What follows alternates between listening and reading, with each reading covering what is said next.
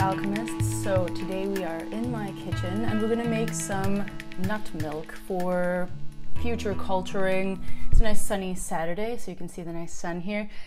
We're gonna do some different projects today with almonds, nice almonds, and some cashews. So these are some of my favorite nuts of choice, as well as my favorite nut milks. And first off, we're going to do the first step. Actually, both of these nuts have a completely different process. So with almonds, they have this like outer skin on the nut that actually needs a bit more processing so that we can benefit from all of these amazing irons and magnesium and proteins that are in the nut. So a lot of people are going crazy about soaking their nuts and drinking more nut milks. Whereas cashews actually don't have that outer shell, so we don't need to soak them that long. So I'm going to show you two different processes in one in this video. So with the almonds, we need to soak them overnight, and with the cashews, around 2 to 3 hours. So today we're going to start with both of them. We're going to get to the cashew milk, and then tomorrow I'll show you how to make the rest of the almond milk, but it'll be all in one video. So, and with these milks, you can actually continue to culture them and make amazing cashew cream. Use some of your milk kefir grains or your water kefir grains, or simply add some of your wild yeasts that you've caught. You know, there's always something that you can put in there. So we have preferably the best kind of nuts you can get. I'm using always organic, fair trade from Gabbana here. They're amazing. They have, you know, their motto to shorten the supply chain, so we can get the nuts directly pretty much from the farmer. If you can get such nuts, go for it. So I'm going to switch my camera view here so you can see my work area and what we're going to do for the first process. All right, so just got some bowls and some water. That's what we got to do. First, start off with the almonds. I always eyeball this, but you can definitely start with just a cup in order to make about 4 cups of almond milk. And what we're doing first, why we are soaking them, is because these nuts, like I said, have this skin around the edges, or around the outside of the nut. And it's full of this phytic acid and enzyme inhibitors, which is actually why it's so hard for people to eat a lot of raw nuts at once.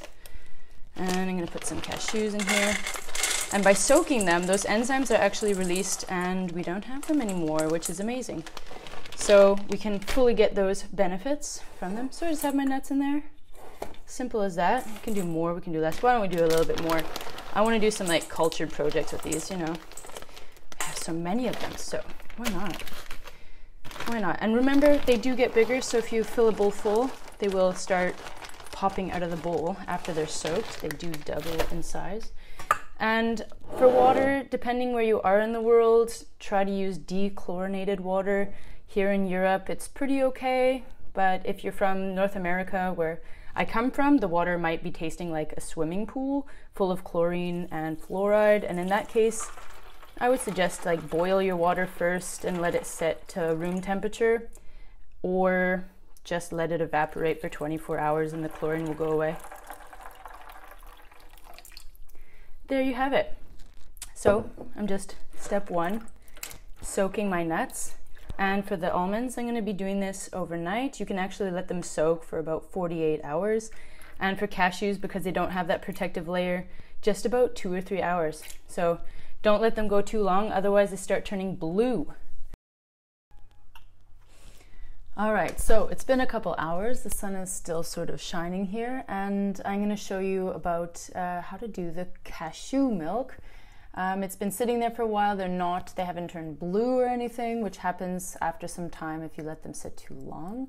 So I'm letting those almonds continue to soak. The cashews are now ready, and I'm going to show you what I like to put in mind to make it a bit extra fun. If you want to use it just as milk, or if you want to use it for culturing, you can keep it as raw as you like. So what we got here is we have, let's shift it all over here, the cashews. We got the dechlorinated water. First, I'm going to just take out the soaking water. It's become a little bit milky, and that's normal. That's where all the phytic acid's gone. And so the cashews also have plumped up quite a bit. And they have a great texture. I mean, they already taste amazing and feel amazing. Oh yeah, by that way, Yeah, really good. By the way, this water is great for your plants. So save that, put them in your plants. And now in this sort of blender idea, if you have a blender like a Vitamix, that works beautifully. You can even go old school and use a mortar and pestle, but for today we're just going to do a hand blender because that works as well. All right, so we've got a lot of nice cashew bits here. And so for every cup you want to add about 4 cups of water, or if you want it really creamy you can add a little bit less.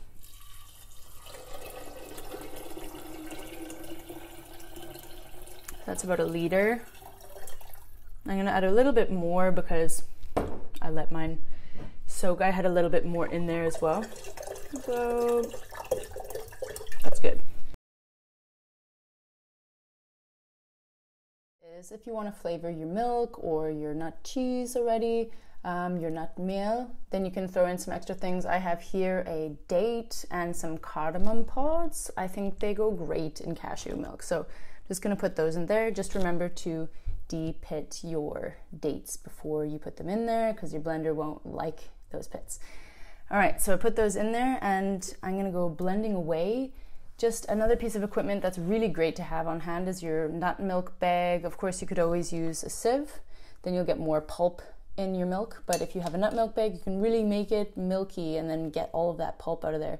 So I'm gonna get blending and then I'll join you at the straining process. All right, here we go.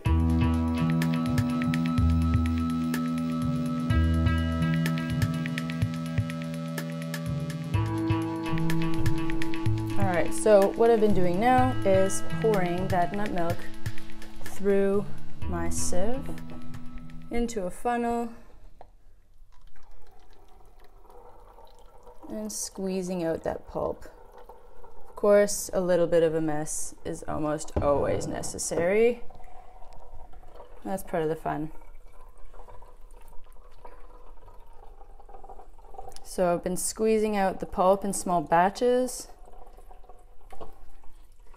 You can just squeeze out as much as you possibly can. If you have too big of a batch, you're going to realize things are just getting a bit out of hand.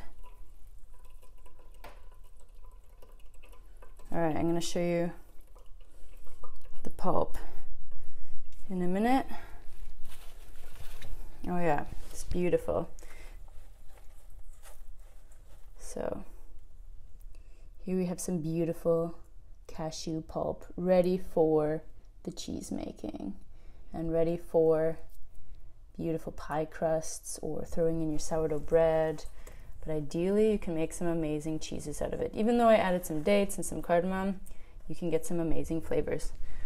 And here you go, you got some beautiful nut milk to culture further and or just drink it up straight. It's basically activated milk. And next step, we go to almond milk.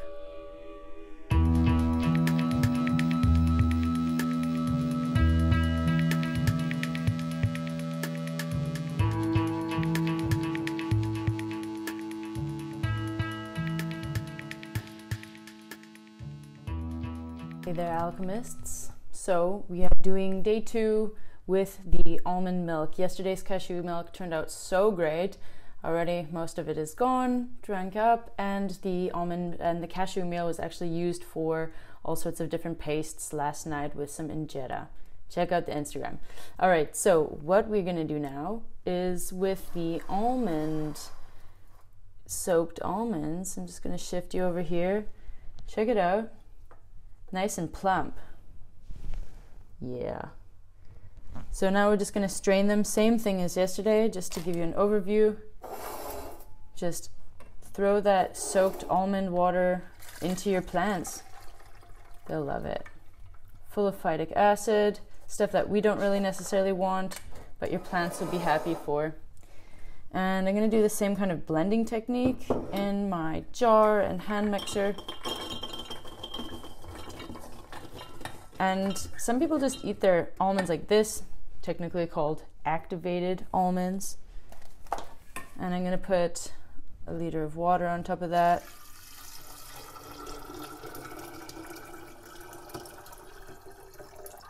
And this time I'm not going to sweeten it with anything because I'm probably going to be culturing it later afterwards. So just the natural, pure almond milk that we're going to do right now. All right, we're ready for this.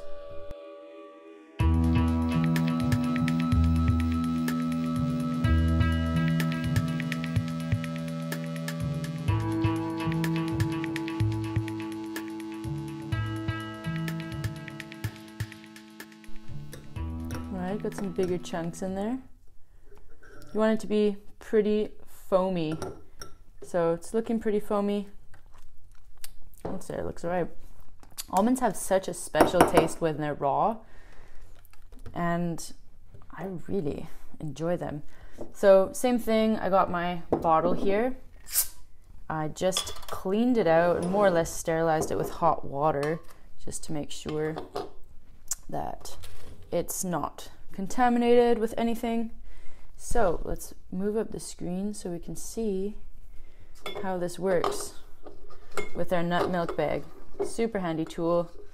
If we can get it in there. You might even want to do this over a bowl at first before you do it over a funnel, but let's do it all in one go.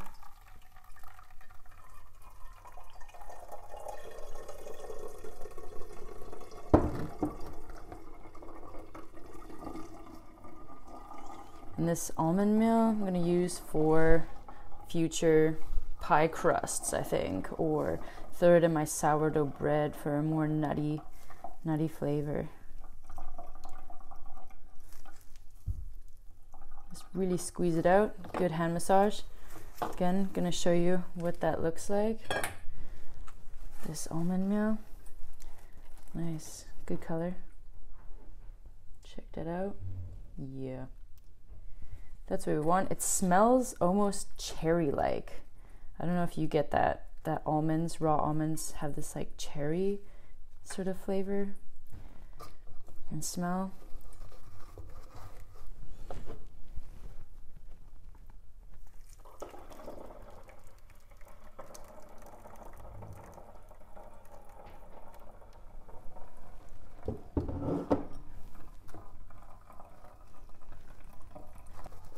And it should last in your fridge a good week or so, but if you want to culture it, it'll last longer. And if you don't, then I would say drink it up. Fresh is always better. If you want to pasteurize it, then you can heat it up and then use it at a different date and close it up, but then you're losing some of the flavor if you're pasteurizing it. Perfect. 1 liter of freshly made almond milk. All right, there we go. Nice and foamy. Bottoms up.